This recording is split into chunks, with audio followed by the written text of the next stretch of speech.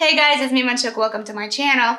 Today I want to share with you what I think about employee benefits or employee perks. And as usual, I'm going to be very straightforward and honest and tell you what I think about each of those employee benefits one by one. And again, this is just my opinion. It's not backed up by any data or something, and treat it like thoughts of your HR friend who dealt with benefits at some point in my life. I'm gonna use that Taylor system to evaluate the most common company perks offered to the most precious full-time employees. I start with an S tier. These are really absolute must-have life-changing perks that you literally must not work without. Then I have A tier for essential perks. These are really useful perks that will impact your life and would complement the above mentioned must-have S tier perks. Then I have B tier, which is nice to have, but if not offered, it's okay. It's not the end of the world. Then I've got C tier, which is nice to have perks that might be useful on specific jobs. And then I got D tier,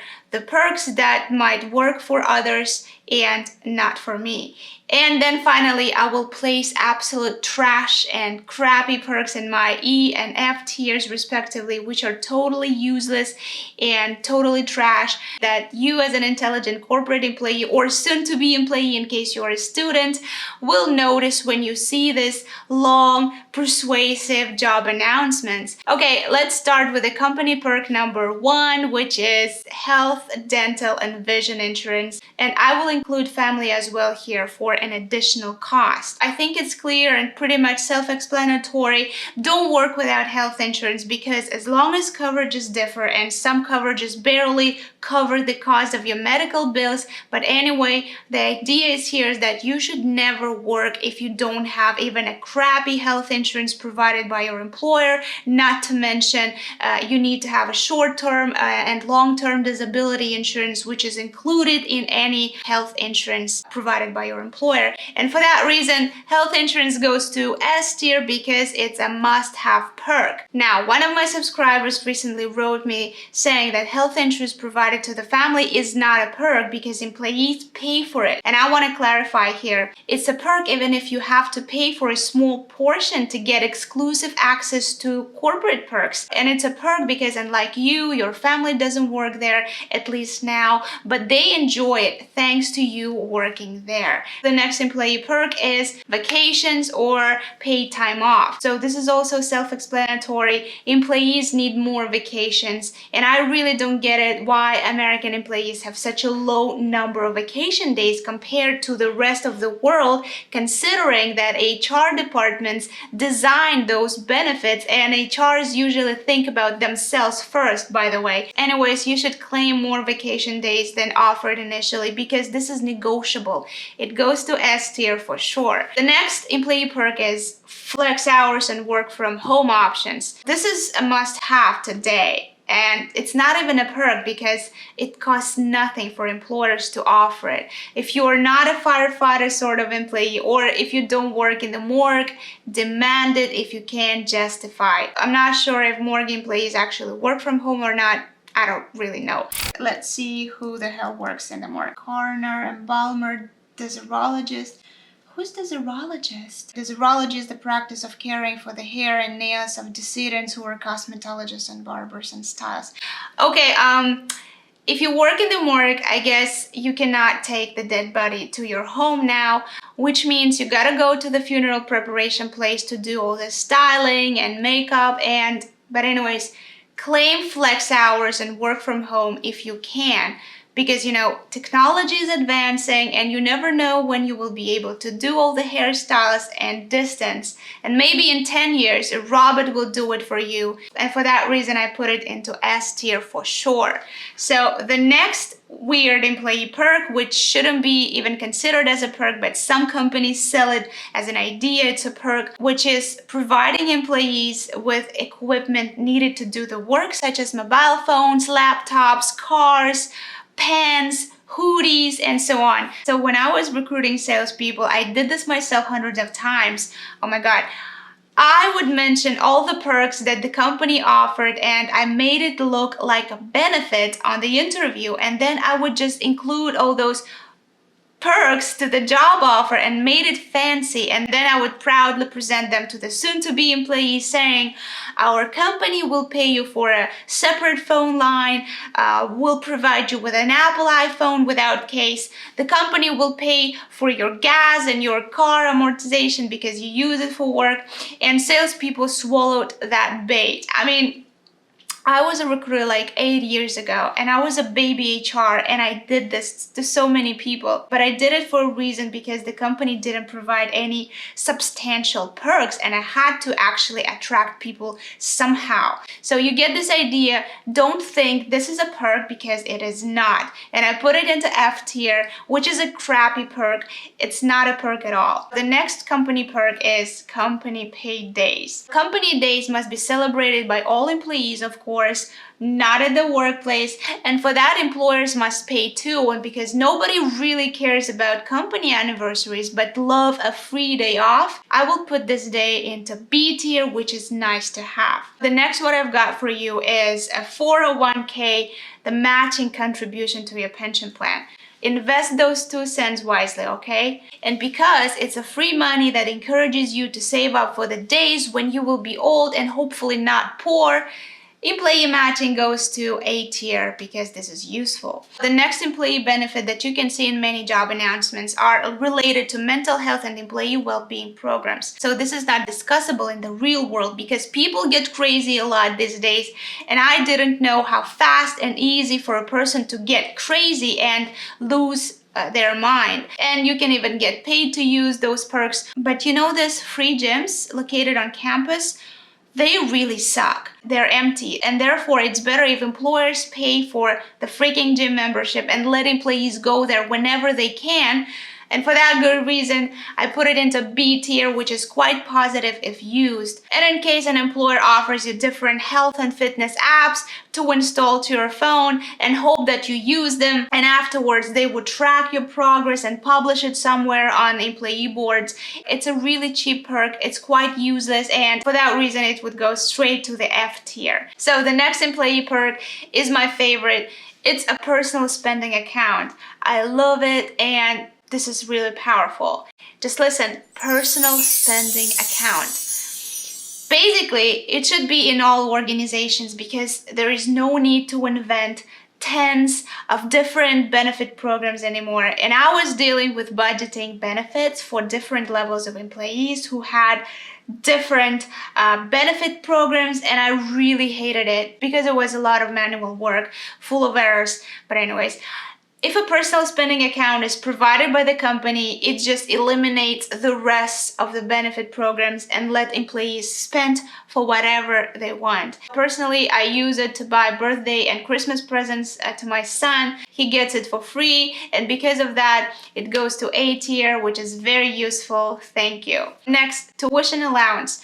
A lot of companies started to pay for college degrees, and this is not partial coverage, but for the whole degree. Ideally, this allowance must be also transferable to other family members if not used by the employee, because I think education must be free, and this is a basic human right, and people should not be deprived of it if they want to study. And for that reason, I put free college education into D tier, which is relevant to others, not me, because I got my degrees already. So the next benefit that I got in my list is IVF. Jokes aside, I think this is a really important, especially if you are 35 plus years old, and America doesn't encourage people to have more kids, oftentimes making those childcare services unavailable or too expensive. And knowing this, it remains not covered by insurance providers and ignored by HRs who represent their employers, who in turn don't want people taking extended maternity and paternity leaves and be away from work longer than 3 months if we talk about the United States. But I respect those companies who offer extended mat and pat leaves, because it just shows their confidence in employees, and for that noble cause, I put employees fertilization perk in B tier. The next, extended maternity and paternity leaves for the period of 12 months, just like the previous IVF perk. And just like vacation policies, mat and pad leaves deserve more recognition from employers. And I would never quit such a company, especially in my reproductively active years. And then I would come back to work in 12 months, resume my services, and start the process again in a couple of years. And this would just encourage me to stop thinking about choosing between changing the employer or changing diapers. And then if added up by the free daycare services, boom, employee will be working there for a long time. So good job, Netflix, for offering that perk. And for that reason, mat and pad leave go to B tier. So if we talk about life, then let's talk about the opposite. Sensitive people skip this part, but I want to give a shout out to Google, who provides death benefits. Working for Google is definitely worth it because they care not only when an employee is alive, but when an employee is pretty much useless to the company. And this is Google's way to thank their employees for their services. And for that noble gesture, they should go to S tier because this is life-changing in case an employee loses their life. Next is utility payment. And I have some conscience left, and that's why those bills should be paid proratedly. Electricity, water, and the internet should be paid partially by employers because they already provided it to employees when they work from offices. And now it's time to provide their employees when they work from home. Many employers just don't like it to pay individually one by one, but come on, employers save a lot on rental property and they save a lot on operational costs, and that's why they have money. And because of all the possible reasons that I can come up with, this employee perk goes to C tier because it's job specific. Okay, we're getting close to crap employee benefits. Hold on. Let's discuss company discounts and company shops. So I heard that Google has its own shop where employees can order stuff for free. And again, it's not a gift shop that you can pick a present for your girlfriend. And because Google lets you order some stuff like keyboards and mouses and ergonomic chairs, whatever equipment you need to keep you working without tears. And this is not quite a benefit to me because this is kind of an online warehouse. But if you can find something there for your girlfriend or your kids, consider it as a benefit. And for that reason, I put it into D tier. Relevant to others, not relevant to me. Next, what I have is free housing. This one is really cool. Facebook offers free dorms to all its interns, and this is a smart move, but this is not relevant to me, and therefore it goes to D tier ranking. The next employee benefit on my list is referral bonuses and financial incentives to stay fit. Because it's pretty cool to cash in on just talking about my work with my jobless friends, trying to bring them on board, this goes to C tier. So the next thing on my list is unlimited courses. This one is really weird because employers have to spend on your professional training by law, and there are plenty of free educational platforms out there.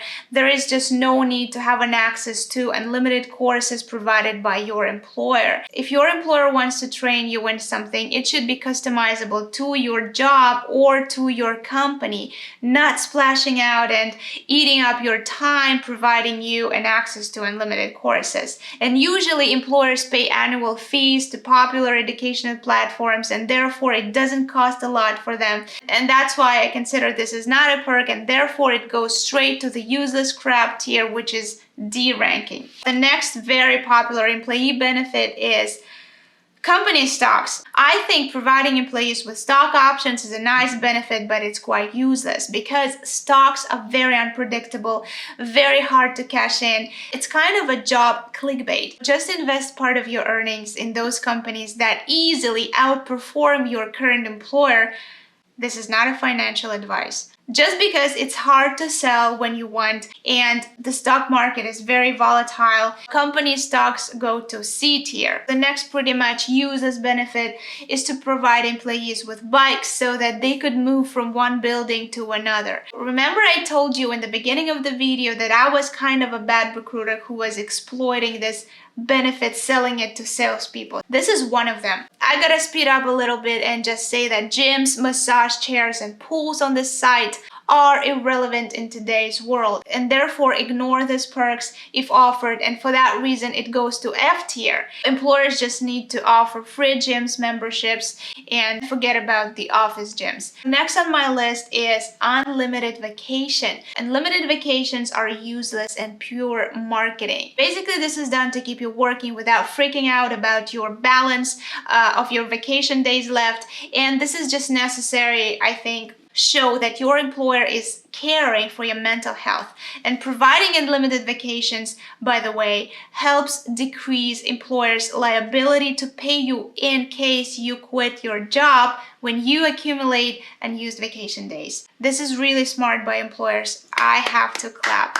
And besides, no one would use more than usual vacation days in a year, and for that reason it goes to the F tier too. Alright, all the hungry people out there, it's for you. Perks like free food, candies, coffee, snacks, and lunches are good because it works for certain people, for certain positions who work in certain locations, and therefore it goes to B tier. The next thing that I want to stop by is internal competitions that offer you various things that you didn't plan to have. This goes to E tier because it's useless to employees because the price worth is very small. So the next thing on my list is doctors on campus or a designated hospital that takes care of employees without long lines. This is really nice to have. Why not? Not a game changer, and therefore it goes to C tier. Next thing are hairdressers, laundry rooms, overtime payments, corporate parties, different kudos and name shout outs, honoring employees with useless awards not backed up by promotions or monetary recognitions. This is all crappy trash.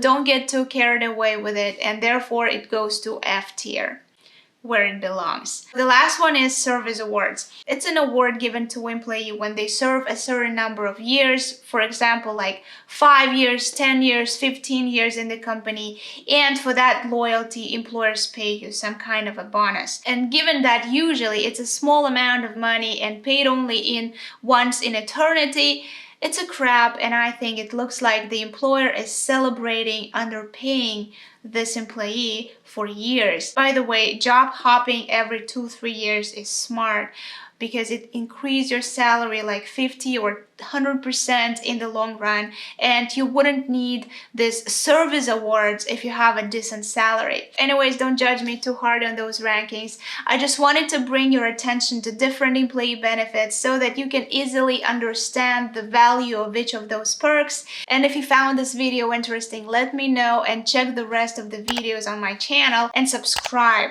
And thank you guys so much for watching. I'll see you in the next video. Bye.